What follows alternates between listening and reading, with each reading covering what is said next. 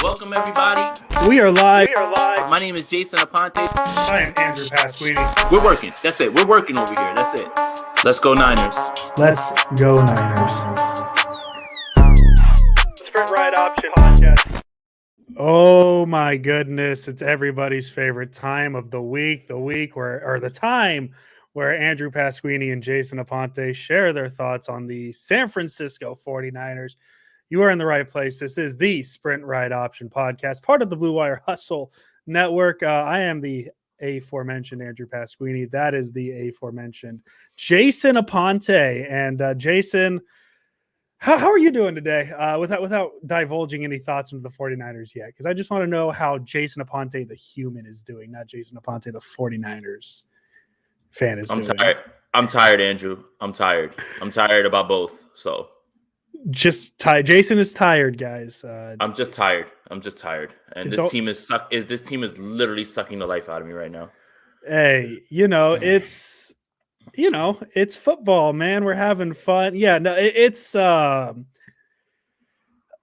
was telling you before we started, we've done this for 20 plus game. Oh God, what game is that? 8. We did 16. This is our 24th game we've talked about on this podcast. I think this is the review that I've least looked forward to. Because I just don't know where to go. And I mean, obviously, Jason, I'm not sitting here to say we have the answers, because we don't, right? And I don't know who does. But it's really hard, because I do try and look at sports, with a glass half full mentality of like, hey man, it's just sport. They'll be fine. Everything will be fine. And I'm finally teetering to the thought of this season's done. This season's probably like, I'm not gonna say it yet. I'm not gonna say it yet. I'm not saying the season's over, but you look at losing to the Arizona Cardinals 31-17, and if you wake up in a coma on Sunday and you say, hey, how'd Kyler Murray and DeAndre Hopkins do? They must have done pretty good. And you look at the box score and you see it's Colt McCoy and James Conner. I mean, I don't think I can think of a regular season loss that was this discouraging to me personally since probably the Seahawks 49ers Thanksgiving game. The famous, Sherman has the turkey at the 50. I know there's probably been other candidates, but like just not even a sure. This one sucked. This sucked. This absolutely sucked. The team did not play great, and that's putting it nicely. There's little individual spots we can look at that look good, but as a whole, it's not good. No, and this is the lowest of the low in the Shanahan era. Yeah. Felt like Jim Tomsula, felt like Chip Kelly. Days later, I still don't have anything else really good to say about it. I haven't come away with much positive from it. And you don't have to say it, but I'll say it. The season's over. Oh, okay. The season's over. This is it. I mean, just everybody needs to stop fooling themselves at this point. And the season will really, really be over on Monday night. So, I mean, there's your Rams preview as well, too. That's what I was going to say. I was going to withhold the Rams game, and that's when I'd say it's over. Because, like, there's a world they beat the Rams, right? I don't know if we're living in that world. That world might be in a universe far away. But there's a world where they do beat the Rams, and maybe the conversation's a little different. It's really hard to convince me that a team that made Colt McCoy look very good is going to beat a team that has Matthew Stafford. Like I don't see it. I mean, this week was a weird week for football. Buffalo loses to Jacksonville. Dallas gets destroyed by Denver. The Rams lay an egg against Tennessee without Derrick Henry. The 49ers lose to the Arizona Cardinal B squad. So I think we should have known going into this game that it was going to be weird. And this is what I was warning about last episode. Why are you guys acting like, oh, Colt McCoy can't get it done? And and you know what? And I think what's the most frustrating portion about this is the same answers after the game, the same thing every single game. Slow start, execution, no answers at the end of the game.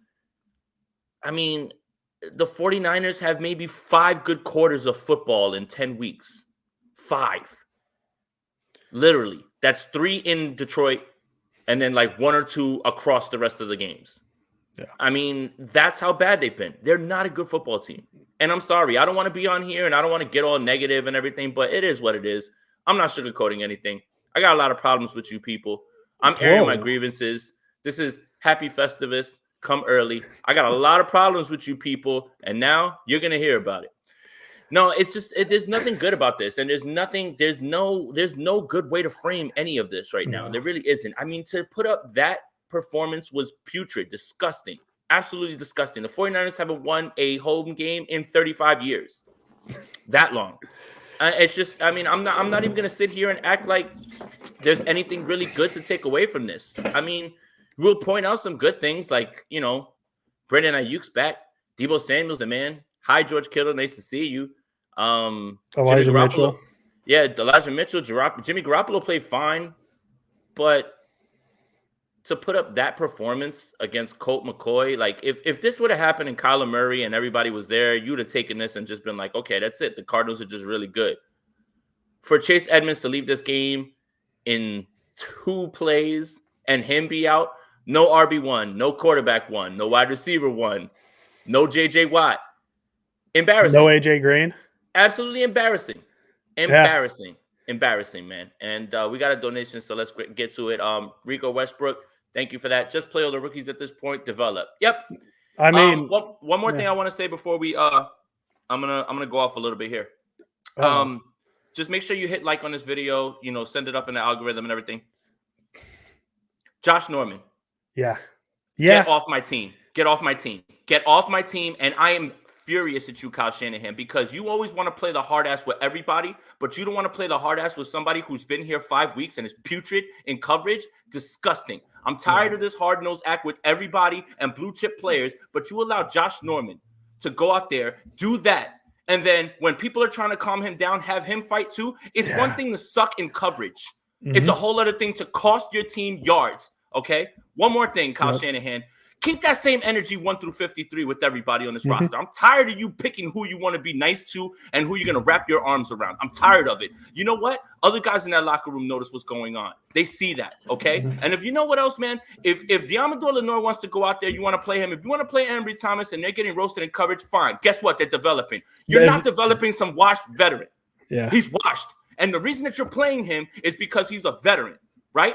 Well, when that veteran sucks in coverage and is costing you yards, what are you even doing on this field? When you tell him to leave the game, you do what Mike Singletary does, and you send him to the locker room. Yeah. And when the game's over, you call John Lynch and you say, get him out of here. There's my rant. That is disgusting. And that is encapsulating of the 2021 49ers in a nutshell. Kyle Shanahan, I got a problem with that. And I hate that you stood up on that podium and said, yeah, I just wanted to bench him for like the game or whatever. And you're going to run him out there on Monday night. I hope Cooper Kupp goes off for 255 yards just so you learn your lesson. Yeah. And that, honestly, I think that was going to be my biggest surprise is Josh Norman was on the team come Monday. It's really, and obvious. I tweeted out, I had to delete it because I forgot Lenore isn't with the team right now. I think he had a kid. You know, but I guess the point still stands is, you know, because he's been benched for Norman multiple times, even when he's been on the rosters. There's no way Diamador Lenore is worse than Josh Norman. There's no way. To me, I just don't see it.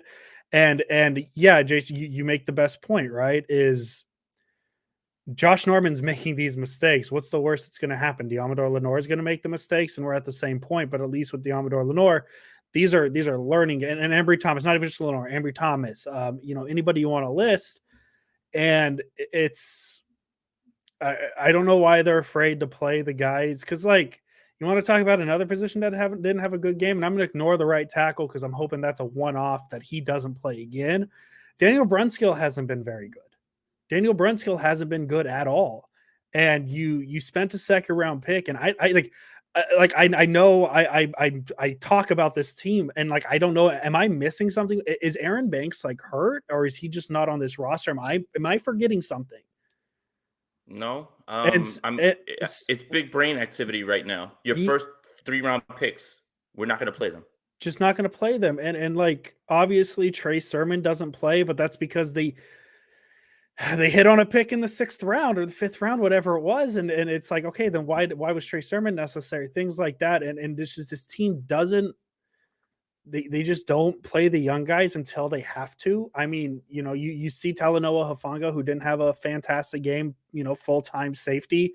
But at least he's learning and he'll get better at that. He's not great in coverage, but he's fine in other places. Maybe he's more of a linebacker now. We maybe But he's know, developing. but He's exactly. learning things. But he's learning things. I have a problem with a guy who has been in this league and is not good. And you're not good. And now you're not helping with penalties. So you know what? Put the kid out there, Ambry Thomas, whoever. Let him get cooked, but let him learn. Mm-hmm. What are you learning from Josh Norman? Well, and that's my point too. It's from the other side with Hufanga, since that's the example I chose, right? Is you maybe learn a little, some things. Maybe he's better in a linebacker spot more often than safety, things like that. The team's learning, and Hufanga's learning on what to do in the NFL. So like, I just to me, if because I remember Shanahan had the quote a couple weeks ago where he says, "Hey, we're not gonna play the rookies extensively or give them time just because until we're out of it." What's his line of like mathematically out of it? Like if it's mathematically out of it, we're not going to see these rookies until week 14, 15. Oh no, you'll see them after this Rams game. Well, that's my question is what is Kyle Shanahan's definition of done? Like that's my thing is like, if it's the literal term of done where it's mathematical, these rookies aren't going to be playing for a while. And for me, man, it's just like nothing against Jimmy Garoppolo, nothing against him. He played fine. He wasn't the best, but he played fine. Dude, like you traded up 2 first-round picks to get this dude. You got to play Trey Lance at some point. And this isn't even a quarterback specific situation. This is Daniel Brunskill. Obviously, he's better on the outsides than he is on the guard. Aaron Banks exists. Why is obviously Elijah Mitchell's the every down running back, so that kind of makes sense. You're getting your rookie, but you're not getting the rookie you traded up to get. You get other positions, and it's just insane to me that they're not getting run. And like what you remember when I texted you way back when in the preseason, and in week 3 of the preseason where they're running this 2 quarterback system and they're moving on the Raiders, the Raiders second team, take it as you may. And I'm texting you like, do you think that this can work? Like this looks like this is something they're going to do. Where's that? Like, where's that? Where's the Trey Lance packages that we're being told about? Things like that. Fred Warner's another guy who hasn't really been much this year. Fred on more blitz, things like that. It's just, and I don't want to say this team's bad. Okay. And it's a bad football team. Let me define it real quick. I'm going to get you on semantics, Jason. Yeah, this is a bad football team. I think this team is worse than a bad football team. I think this is an underachieving football team because to me, the Giants are a bad football team. The Texans are a bad football team. Close your ears, Don Burr. The Lions are a bad football team because you look at that team. I mean, we looked at the Lions in week 1 and we're like, who are these players? Who's the receivers? Who's the playmaker on this team? And you look at the San Francisco 49ers and you say, okay, Brandon Aiyuk, Deebo Samuel, George Kittle, like legitimate playmakers. Then you go on the defensive side of the ball. You got Nick Bosa, Fred Warner, D Ford, if he's healthy, Jaquiski Tartt, Jimmy Ward, and you look at the pure talent this team has. This isn't a bad football team. This is an underachieving football team, which is worse because if the Niners were bad, these answers would be easy, or these questions would be very easy to answer. If we were a Lions podcast, we would have a very easy way to do these podcasts. Like this is what we expected. But this isn't a bad football team. It's an underachieving football team. And that's what makes this worse and what makes it hurt more because what's the Ted Lasso quote? It's the hope that kills you. There was hope for this team and now there is none and they've lost it. And I mean, do we want to talk about the game at any point? It's just specific things we saw. Cause there's one thing I want to talk about, but I'll let you obviously get your last thought on this conversation. Yeah, Big Daz, thank you for the donation, man. Shanahan lost in the Super Bowl still haunts him. That's why he's focused on now so he can get back and redeem. Also, Shanahan has to give up personnel control. Yeah, you know what, Andrew? Me and you usually don't disagree, but here's why I'm going to tell you this is a bad football team. Okay. I literally pointed out that there's been 5 quarters of this football team playing well. 5. Yep. It's a track record of way worse, way bad, way more bad than good. And turnovers, penalties, not knowing where you're supposed to be. This is a bad football team. And the reason that they're a bad football team is because of the hope that they gave this fan base by talking about a year that was impossible to duplicate. I cannot stand what they did this offseason. 2019 vibes. This team has 2019 vibes. No chance in hell that was possible. Okay? Yeah. Now, you're looking at what's happening across the league, right? The New England Patriots, no matter what happens to them this year, they have hope. You know why? They're developing their rookie, and they're going into the next season with him with a year under his belt. The Chicago Bears just went on national television, and if you talk to a Bears fan right now, do you think they're upset they lost that game? Or do they feel good because their quarterback's getting reps and they're getting ready for the next year? So you mean to tell me that you trade up for this kid, and you try to run it back, and that's your mistake, and now you have no sort of optimism with this team going forward, okay? Now, here's what I'm talking about. Here's what a successful season for the 49ers really realistically should have looked like. Getting whatever your record is, but Trey Lance ascending and going in the direction, and you preparing this team for the future because Jimmy Garoppolo is not going to be here next year. It's not Jimmy Garoppolo's fault. He's not the one who kept himself here. He's not the one who flirted with every single able-bodied 2-arm quarterback under the sun. This is a bad football team because it's poorly constructed. It has top-end talent. Yep, Trent Williams, George Kittle, all that's true.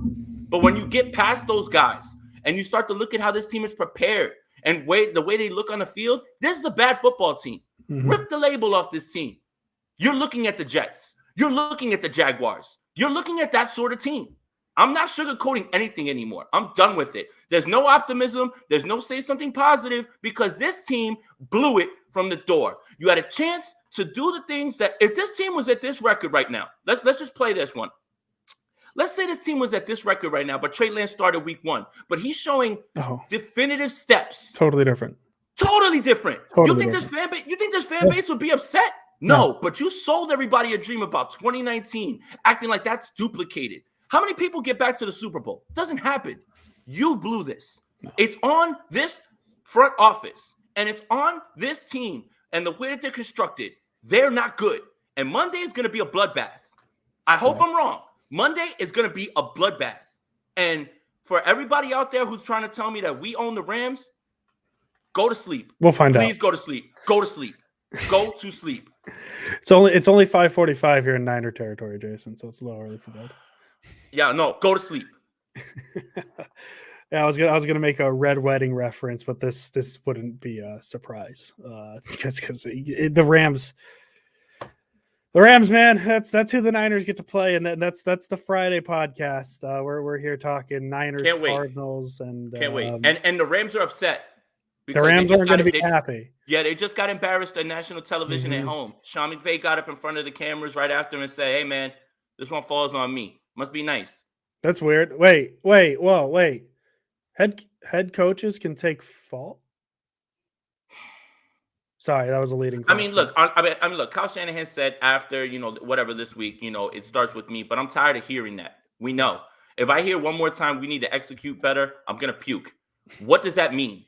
How do you fix it? Stop talking about it. Do it. Why are they not listening to you? It's really at a point where they're trying to get a round peg in a square hole.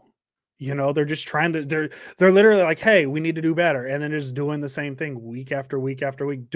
Trying to do better is figuring out the ways to get that 20-year-old quarterback on the field. They can't even pretend to get him on the field at this point. There's no thoughts of getting him on the field. And yeah, I think, Jason, you hit the hammer on the head, whatever it is. This season, the 3-5 Niners with what it's been feels totally different than 3-5 Niners where Trey Lance has played. Because like Jimmy Garoppolo is always a start in the year. So let's say he just picks up from the Arizona game. a 3-5 Niner team with Trey Lance picking up from the Arizona game feels better because at least we feel like we're seeing some sort of progression or at least answers, dude. Like we don't even. The thing is we don't even know if Trey Lance is an NFL quarterback yet. Like we don't know if he can if it's actually going to work, and we're not even getting that answer. And now we're going to go into a season next year where there is no fallback. Trey Lance is likely the starter, and he's going to be a quote unquote rookie quarterback because he's not getting these reps. And then, like, as I said, obviously the quarterback position is the sexy position to talk about this because the Niners traded up to get Trey Lance. This is a team-wide situation where just none of the young guys get reps. Period. Ambry Thomas, is Ambry Thomas on the team? Like I know he wasn't great in the preseason and the reps he's had. Some point, man, it's got to be better than Dre Kirkpatrick, which I feel bad for Dre Kirkpatrick because that play is going to get shown a lot. the touchdown, which just he got meat by the Roadrunner. And that happens, right? Like, but unfortunately, it had to have like if that happens to Fred Warner, right? Which I know totally different position, probably not the same dynamics of a human body, all that fun stuff happens to Fred Warner. We're looking at like, okay, it happens, but it happens to a cornerback on a team that's refusing to play the rookie quarterbacks. And now it's like, why is this guy on the field? And like, Dre Kirkpatrick isn't the villain. Dre Kirkpatrick is, not great. He's not great. He hasn't been great. Obviously, the Niners secondary hasn't been great since Jason Verrett got hurt. But they rolled the dice, and that's how they wanted to build their roster, too. That's what we talked about all offseason. Where are we hurting? Cornerback. If Jason Verrett gets injured, well, guess what? Unfortunately, Jason Verrett got injured, and it looks like last year was the exception as opposed to the rule going forward. Again, poorly constructed team. Again, this is not a good football team, Andrew. You can't sugarcoat it anymore, bro. That's it, man. And I mean, we look at we go back to our position previews, right? And we talked about running backs fine, which it has been, right? But you look at the positions we said not fine, cornerback depth not good. The offensive line will be fine. That right guard position maybe a little sus. We don't know, and it's like they tried to address those positions in the draft with Lenore, with Thomas, with Aaron Banks, and those guys just don't play. So, we didn't go into this episode intending it to be a let's rip on this team for everything, but like, what is there to talk about? Do we want to talk about how the Niners gave up a 3rd and 18 on a check down pass to James Conner that Azeez Al-Shaair missed a tackle on, but fans don't want to remember that because Eric Armstead got called for a horrible penalty. But we can talk about that 3rd and 18 they allowed, but it's easier to blame the refs. Miguel, thank you for the donation. Shanahan's lost the locker and the confidence of rookie. He's been there for 5 years, traded 3 first pack, has no excuses. He has one more excuse. He has one more in the bag, and that's why he'll be here next year. Yeah, well, he has 2 excuses. The length on his contract, because if they fire him right now, they're on the hook till 2025. But they won't, though. And I mean, here's the excuse. They won't. No, yeah, I'm saying they won't either. Here's the reason here's the last excuse for Kyle Shanahan. This is it. You're going to get 1 year with Trey Lance. And this is the problem. And this is what this is my conspiracy theory that I think is absolutely true and not even a conspiracy theory at this point. You could say whatever you want about Trey Lance not being ready. That's fine. Whatever. Cool. Kyle Shanahan knows day one, as soon as Trey Lance starts, the clock tick, tick, tick starts moving. Because the one excuse that you still have and that people are still giving you is he's never had his guy.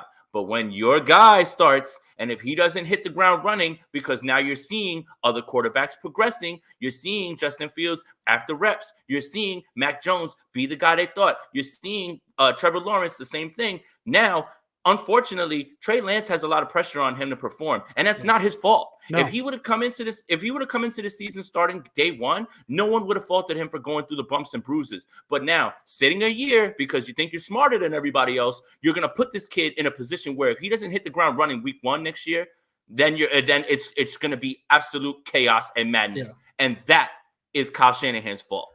I mean, obviously not an apples to apples comparison here, but going into the season, Matt Nagy was on a hot seat.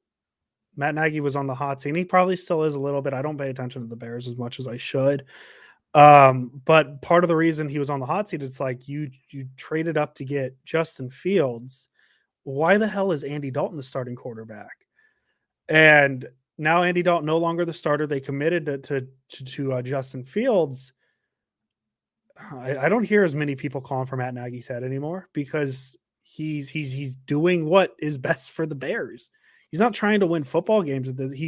I mean, he is, because I think Justin Fields is a better quarterback than Andy Dalton right now, but he's also developing a rookie.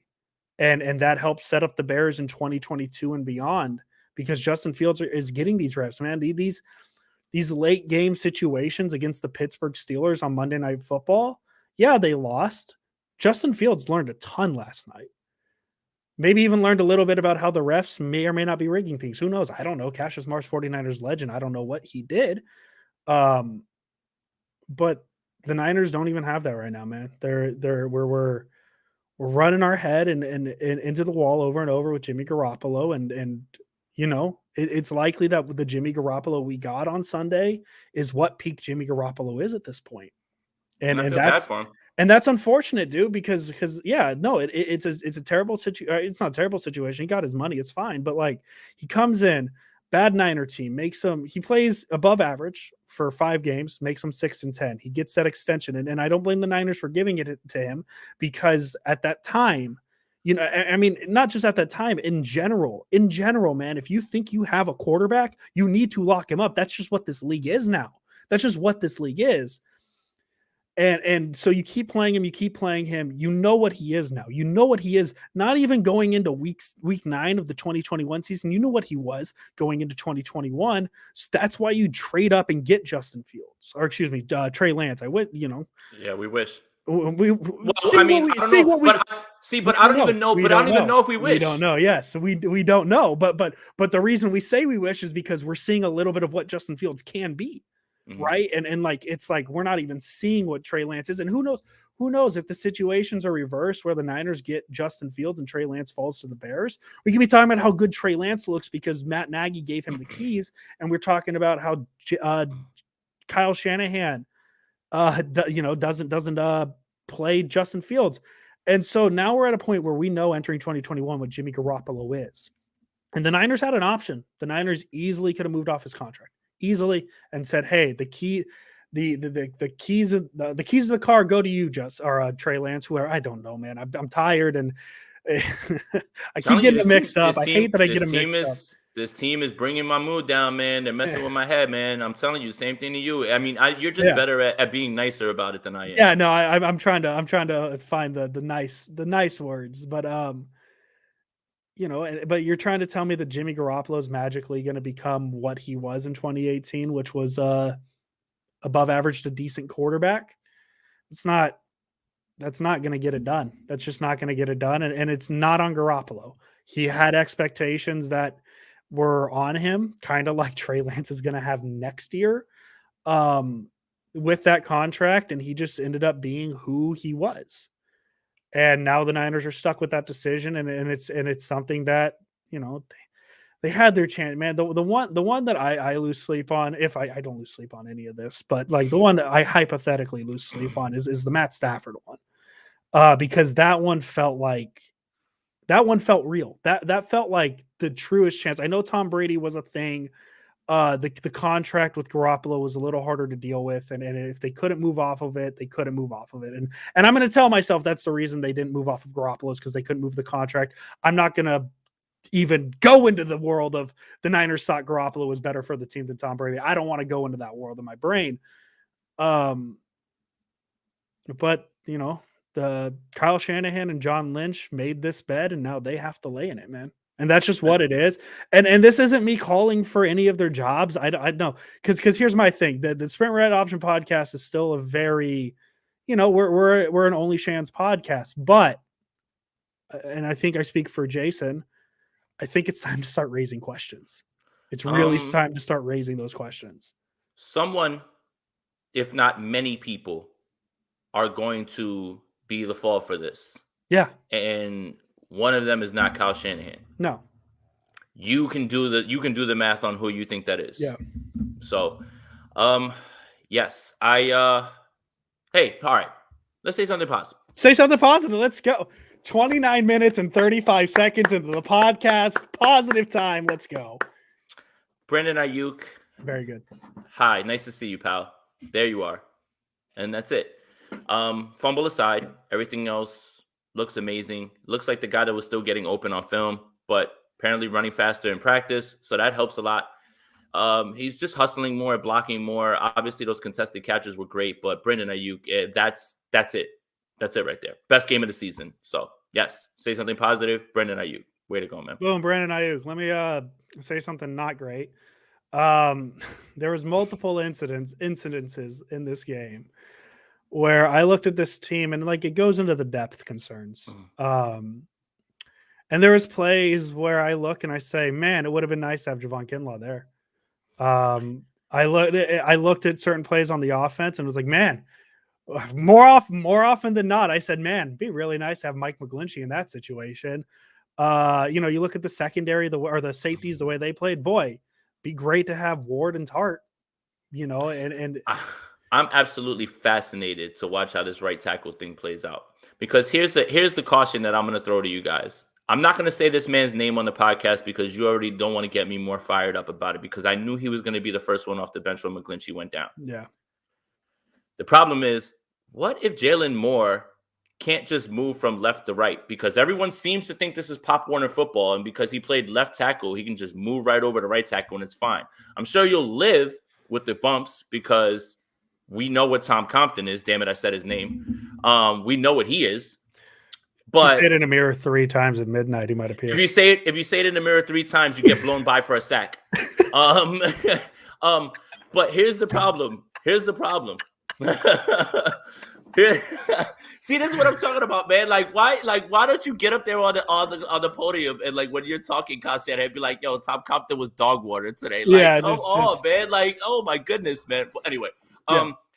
But what if Jalen Moore isn't as plug and play as everyone seems to think that he is? Because this isn't Pop Warner football. You don't just move from left to right tackle, and it's 2 completely different positions. Yeah. Just you think that it's going to be as easy as all that, and Von Miller's going to play in this game on Monday. Leonard Floyd's going to be lined up in front of him. Aaron Donald's going to go up against Brunskill. It's not good. And if it doesn't end up good, I want you guys to start to maybe apologize to Mike McGlinchey a little bit. Yeah. Oh, my God. Yeah. No. I'm not even at the point of starting to apologize. If at the second the clock hit 000 on Sunday, and you didn't say, I am sorry, Mike McGlinchey, for anything I've ever said negatively about you, you're in the wrong at this point. Chuck, thank you. We appreciate you. Do you think Kyle can become humble enough to do right things and start winning, or prepare to? No. Maybe. No. Maybe. No. Okay. Jason's just he's just rigid. He's gonna do his thing. But here's the thing. I would be fine with that if you kept the same energy with every single player. If a guy fumbles and he's player 1, or if a guy fumbles and he's player 53, then send him to the doghouse. Don't pick and choose who goes to the doghouse, and don't keep running guys out there that are continuously hurting your team, bro. That's my problem, man. If Josh Norman is trash, get him off the team. That's it, man. You not making an example of that is exactly what I'm talking about with what Kyle Shanahan picks and chooses. Brandon Aiyuk is not running fast in practice. Guess what? You get your snaps decreased. Doesn't make sense, man. That's a blue chip player, and this is a veteran who's going to be on this team for maybe 1 season, and that's it. But you let that fly. It's inexcusable, man. It really is. And I'm tired of acting like nobody wants to talk about how his coaching style, there's no one size fits all way to manage personalities, man. And if you are going to be hard on player 1 through 53. If he's a role player or a blue chip player, I would respect it more, even if I disagree with it. Yeah. And I mean, you talk about the severity of the doghouse and how Norman's, I mean, you're talking about a head coach that his best running back in 2019 wasn't even part of the offense come playoffs because of his fumble problems, and that's how deep the doghouse can get. But it's my tinfoil hat conspiracy theory on the doghouse is Shanahan only doghouses offensive players because that's his baby. That's my guess. It's my conspiracy. I think that's the only difference you could find between Aiyuk and Norman is because maybe Shanahan doesn't which would be a whole other issue. Which would be a whole other issue in my mind is Shanahan doesn't put as much stock in the defense as the offense and things like that. And Tim, I get it. McGlinchey isn't bad. He's just not a top 10 draft pick. I understand that. It's just more people look at him and think like he's the worst thing there is, and when realistically it's not. We find the one play on him and we pound that and say this is why he isn't good and ignore the 10 other good reps he had. I don't know why I picked on that comment, Tim, if that came off me and I didn't mean to. But yeah, that's just where I'm at with this team, Jason. Is just they don't give me a reason to be excited, man. They're behind 14-0 to Colt McCoy and James Conner in the first quarter. And I'm looking at my clock like, oh my God, there's 45 football minutes left in this game. What are they going to do to bring me back? What are they going to do in the second half to bring me back? And they score a touchdown 17-7. Okay, you're starting to feel better. And literally the second play of the first half, a screen pass to James Conner, touchdown. And then all of a sudden at the end of the third quarter, it's 31-14. Now there's a 45-minute quarter where I'm just like, I don't want to watch this. It's a borderline unwatchable team right now. If that's even, right. But it's, I guess to put it bluntly, man, there's nothing good going on in Santa Clara, California right now. Well, not as a whole, but in terms of the offices of the 49ers. Say something positive. Trent Williams is the best left tackle in football. Yeah. But here's the thing. I think this is where I literally just started laughing out loud. Literally, where I was just like, whatever. At this point, what are you going to get mad about, right? You literally scored a touchdown going into the half. You go into the locker room. Everybody looks at each other in the locker room and says, man, we really need to get a stop.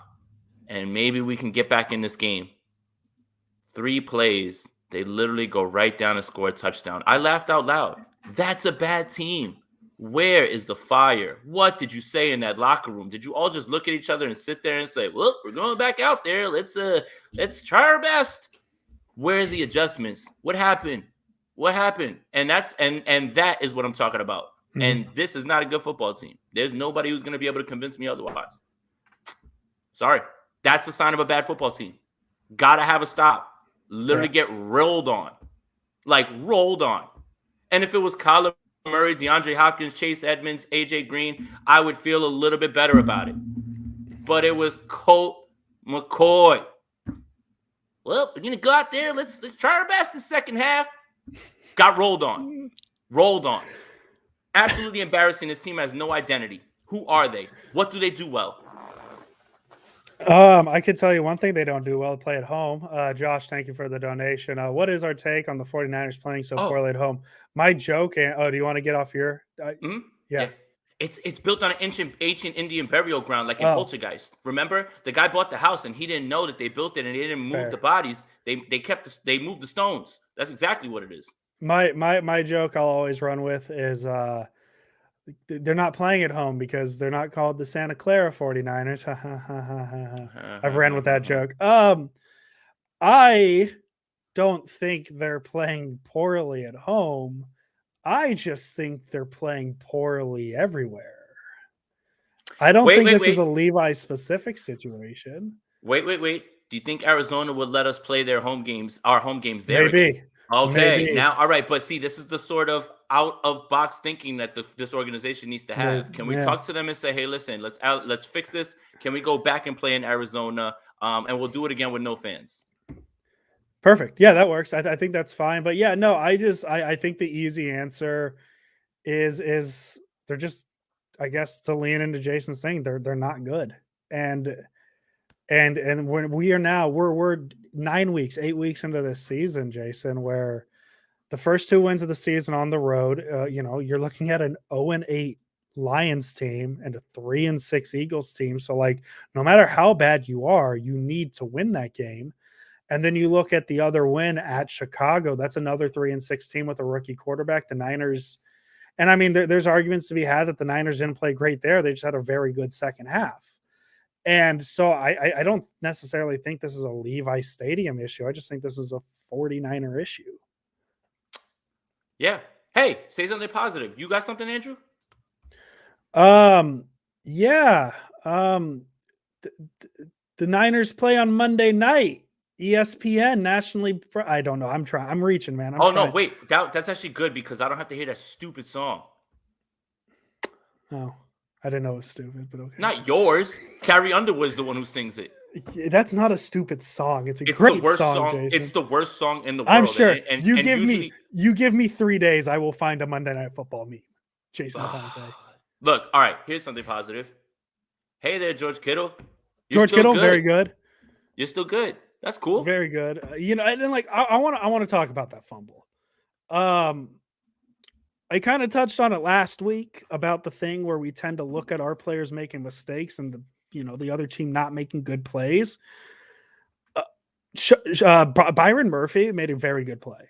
Yeah. Like he just punched that ball out. Kittle's trying to extend the play. Like that's not a play where I am drunkenly yelling into my phone camera about it. Levi Stadium, right? That's just it happens, and there's fumbles. Oh, this is it right here. Manning. Oh, is there going to be a Manning broadcast? Boom. There's a Manning cast. Yeah, okay. That's something positive. That's something positive. I like that.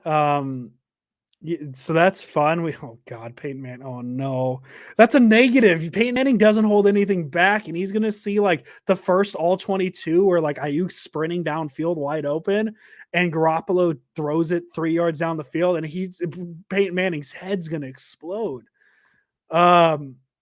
Did they fail oh my God, we're going into stadium blueprints. This is where we're at. Tim, we appreciate it. Did they fail to properly capture acoustics at Levi's? Do you think that impacts our advantage? Yeah, I mean, it's a pretty open stadium out there. It doesn't really hold things in. That could play into it. Home opener was loud. I was there. They were pretty loud. I mean, it's just I can't compare. I've never been to Arrowhead or Seattle. Yeah. I don't think it'll ever get as loud as that. Yeah, let me go into some blueprint research and see what I can find. I don't think I can honestly answer that question.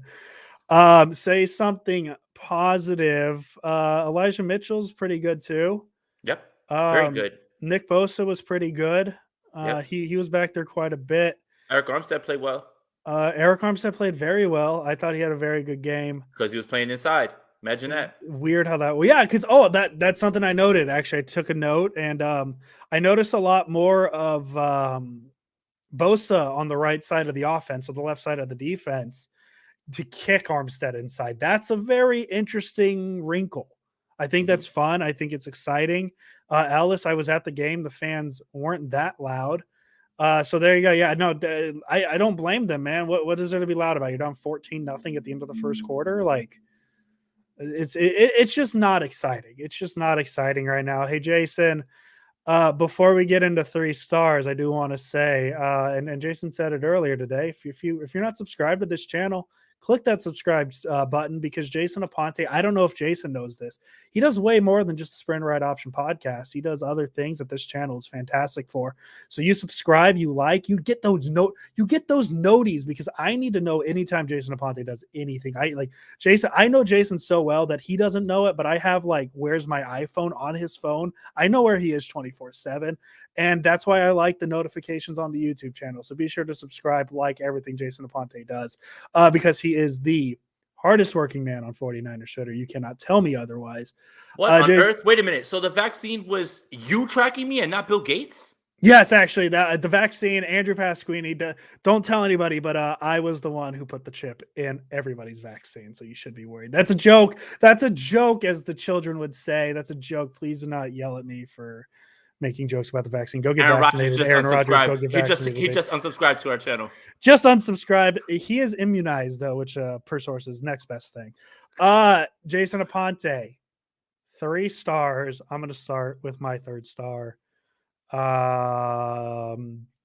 Jimmy Garoppolo, because he didn't play horribly, and I thought he played fine. And we yell at him for not hitting 300 yards enough. Hey, guess what? He hit. Oh, I'm on season stats, and I'm like, oh my God, he threw the ball 213 times on Sunday. Oh my God, seems like it. I must have missed something. No, we talk about Garoppolo needing to hit that 300-yard plateau more often. He hit 326. The interception wasn't great, 5 sacks, but oh my God, come on, Tom Compton and Daniel Brunskill didn't really help him on that front.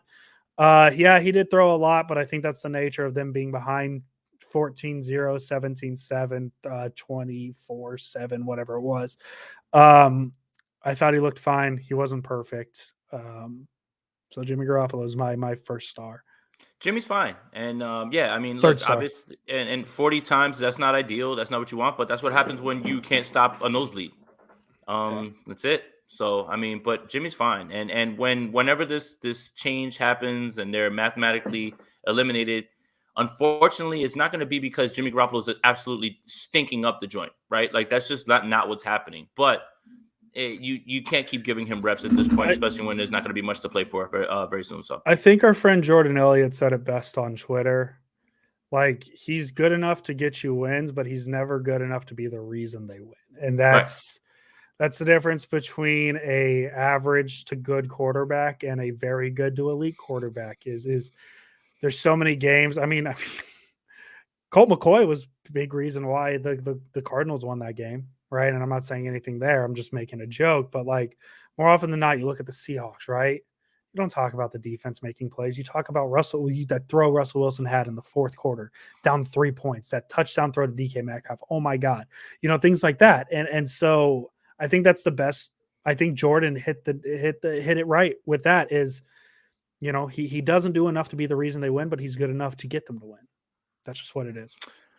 Yeah, I mean, he's fine, man, and that's it. That's what I mean when I say I feel bad because from the outside looking in, people are just going to be like, "Oh my God, this team is struggling. He's playing terribly." He's not playing terribly. He's been playing very well the last 2 weeks. It's just it is what it is. It's just there's other things going on. This team has a problem with one side starting to click and the other side not clicking. They have not been able to put a full game together where the defense plays well and the offense plays well. You have not seen it. You have not seen it once this year, which leads me to my point that they're not a good team. It's 10 weeks. If this was week 3, I might be able to sing a different tune, but this is what it is. Okay. Third star for me, Deebo Samuel still. I know that he wasn't super involved, but again, another long run after that. Still playing very well. Second in the league in rushing and receiving yards. Still believe that he has a leg up on Cooper Kupp in terms of yards per game. And I know that Cooper Kupp has actually played an extra game than him, but Deebo Samuel still very good at football. Yeah, Deebo Samuel just missed the cut for me, but that's because I knew you were going to have him. I'm going to go George Kittle as my second star. 6 receptions, 101 yards, 1 touchdown. Like it's not like George Kittle was ever not good at football. It's just he hasn't been healthy, and when he gets healthy, it's almost like hey, you guys forgot about me as one of the better tight ends in the league because he's been hurt, and that's unfortunate. It sucks. Because he's like the thing is with his injuries, man, is like if he's out, he's hurt. Because this is a guy who what did he do in Arizona on Halloween last year? He did something to his knee. And he finished the game. I think he broke it or something, right? In 2019? No, he chipped his ankle. Chipped his ankle. There it was. Yeah, 2019, not last year. 2020 never happened. I firmly, that's my biggest conspiracy theory is 2020 just doesn't exist in the world.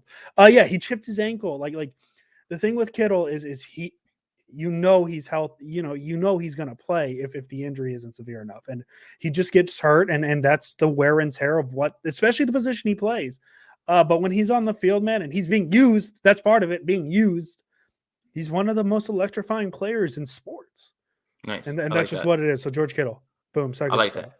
Yeah, second star Trent Williams. I mean, he's playing his ass off every single down, even the last down when there's no game to be played. He's just so good, man. He's literally throwing grown men, linebackers, linemen out of the club. Unfortunately, there's no left tackle wins or anything like that for him, obviously. But I mean, he's just incredible, and it's a joy to watch him block. One of the better things that I was able to watch when I would watch that godforsaken All 22 was continuing to watch Trent Williams toss grown men out of the club. That is the best left tackle in football, and it's not particularly close at this point. Not particularly close. I mean, it's still mind blowing that the Niners were able to upgrade Joe Staley with Trent Williams. That's. You know what? I'll say it's been negative. Boom. Say something positive. John Lynch, Kyle Shanahan, they were able to replace Joe Staley with Trent Williams. So they overrule Parag Marathe and say we're actually going to pay somebody. Oh, sorry, did I say that out loud? I kept that in. Slipped. Jason Aponte. We usually do it with Deebo Samuel, but let's see if it works this time. I think I got it. Star on a count of 1, 2, and 3. Brandon Aiyuk. There we go. Brandon Aiyuk, first star. Hey, welcome back, buddy. It's good to see you. I don't necessarily think he was late to the club. I just think the bouncer was having some issues letting him into the Fashionably club. late. Hey, he showed up, 6 receptions, 89 yards, a touchdown. Just like Kittle, he had a fumble, whatever. It happens. Fumble, he made a hell of a catch, man. And he tried to make a play. Like, that's the thing. It's like, there's some fumbles you can get mad at. Like the ones where the fullback runs up the middle, gets the ball knocked out of his hands, wasn't securing it tight enough. The Kittle, the Aiyuk ones, they're frustrating. Fumbles are always frustrating. But they're trying to make a damn play in an offense that needs plays to be made. And so, like, you want to rip them for the fumble, sure. I would say pick another battle on the turnovers, because the fumbles are the issue, but there's other issues too with the turnovers that we don't need to divulge in, because we're talking positive. First star, Brandon Aiyuk. Jason, give some thoughts on Brandon Aiyuk. Yeah, I mean, that's the guy that we saw last year, the guy that we expected to be involved week one. I don't want to talk about what's the reason? Was it the injury? Was it the doghouse? Whatever. Was it some motivational thing? I don't know. Was it mind games? I don't know. But listen, bottom line is this offense is much better, obviously, when all three of those guys are healthy. And I think that's what makes this game a little bit more frustrating, is that George Kittle looks healthy. Deebo Samuel obviously wasn't as healthy, but he still contributed. And then you get that game from Brandon Aiyuk, and Jimmy Garoppolo plays as efficiently as they do, and they get rolled on. And that is probably what's most frustrating, is that this offense is relatively healthy, and that was the result that you got. And for all the people, you got to run the ball a little bit more. When I watched the film, those boxes were loaded, and I understand you want to run against those, and I'm not disputing that. I think they should definitely have run the ball much more, but also you got to take into account they're down, but they took advantage of those looks. And the weakness on Arizona's defense wasn't their pass defense, because Byron Murphy wasn't even there the last time that they played. Byron Murphy was there, and they were relatively healthy on the back end, and they actually took advantage of that. It was Arizona selling out to stop the run. And then when you put that on top of the fact that the 49ers were down 17, whatever, really quick, I don't necessarily fault the play calling as much, but I did want to see them run the ball more. But it's frustrating that you got these performances from George Kittle. You got him. Wait a minute. Targeting George Kittle in the red zone works? Weird. What on earth is happening? I mean, I couldn't even believe it. But that's what's frustrating. Like, if I would have told you Jimmy Garoppolo was going to throw for 300, Aiyuk and Kittle are going to have touchdowns and long runs and a bunch of catches, you'd have said, man, that offense was humming. They probably won that game. No, because the defense didn't show up, and they have yet to put together a full game. But yeah, I'm happy for Brandon Aiyuk. This is the guy that we should expect to see going forward. And you know what? Maybe I'll back off a little bit. 49ers probably have a puncher's chance on Monday Night Football. Let's see what happens, man. Maybe Friday I'll wake up and maybe I want to spin this a whole different way. And let's see. I'll say this. I don't think I'm predicting a win. No. But I am not going to be, doom and gloom 40-0 type stuff, So let's see what happens, man. Listen, Jason, the Niners never lose to Aaron Rodgers at Levi's Stadium, and Kyle Shanahan never loses to Sean McVay. Just the two facts of the Niners. I don't make the rules. I'm just here to enforce them. Do you have any final thoughts before we go out of here? No, I'm sorry for yelling, guys. Oh, you didn't yell. If we had to rank from normal Jason to spicy Jason, that's probably like mild Jason. So that's like a 7? That's the Jason, like, it's not too hot for me as the white guy, So wait a minute. So it was all right. So in terms of that rant after, or the one right after the Arizona game. So it seems like all the Arizona games are the ones that send my blood pressure through the roof. Oh, right? Yeah, no, you were nowhere near the after the last one. Okay. Yeah, you were fine. Okay. You were mild, Jason. I think it's one of those orange packets from Taco Bell. It's not the black or the red ones. All right. You ready for me to alienate our fan base with a simple question to Jason Aponte? Because this is honestly, like, the Niner stuff, that was cool. I didn't really want to talk about. I wanted to ask you this question. Matt Olson on the Yankees, man, that seems pretty intriguing to me. No, Carlos Correa, throw the bag. No. You can get both. No, we have a logjam. Matt Olson's available for trade, sir. You don't have to sign Matt Olson. His contract's not. Oh, you want Matt Olson? I'm gonna send you my secret stash of all 22 of Matt Olson. And nice. I like it. Watch the damn tape. Did you just watch the tape me? Yeah, I did watch the tape on baseball for you, buddy. Tell Rich I did that. He'd be proud. You just watched the tape, me? I did watch the tape. You want? Oh, listen, I'm telling you right now, you want Matt Olson. Just shake your head yes and say, yeah, Matt Olson's a very good addition. Okay. Yeah, he's as a lifelong Braves fan, I could care less what happens to the Yankees. That's my friend Josh. He's a big A's fan. He knows you want Matt Olson. You very much want Matt Olson, Jason. Okay, beautiful. That was our baseball talk here on the Sprint Right Option podcast. Everybody's favorite segment of the week, because that's what we do here, Sprint Right Option podcast, because we don't necessarily always want to talk about the 49ers losing to the Arizona Cardinals. But hey, man, I hope you guys enjoyed it. We try and keep these things light, but sometimes there's games where it's a little harder to be excited, and this is one of them. And who knows, maybe we come back next Tuesday and we're talking about a heroic effort from Kyle Shanahan's 49ers beating the Los Angeles Rams of St. Louis. So we'll see what happens. We'll see what happens. Jason Aponte, as always. Let's go Niners. Gosh. But for real, you really want Matt Olson as a Yankee. Yeah, got it. For real. Welcome, everybody. We are live. My name is Jason Aponte. I am Andrew Pasquini. We're working. That's it. We're working over here. That's it. Let's go Niners. Let's go Niners. Sprint Right Option podcast.